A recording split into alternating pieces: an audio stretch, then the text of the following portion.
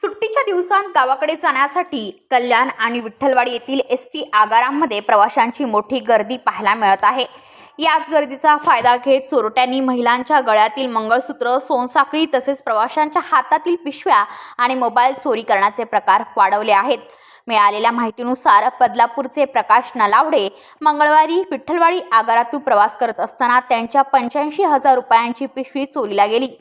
त्यांनी कोळसेवाडी पोलीस ठाण्यात तक्रार दाखल केली आहे। दुसऱ्या घटनेत कल्याण पश्चिम RTO कार्यालयाजवळ राहणारे विजय उबाळे वय वर्ष 64 शनिवारी सकाळी बसमध्ये चढत असताना त्यांच्या गळ्यातील 1.65 लाख रुपयांची सोनसाखळी चोरट्यांनी लंपास केली।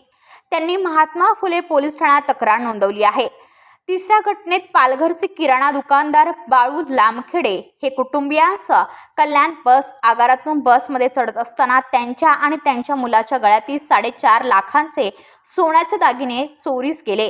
ही तक्रारही महात्मा फुले पोलीस ठाण्यात दाखल असून हवालदार पाटील यांचा तपास सुरू आहे।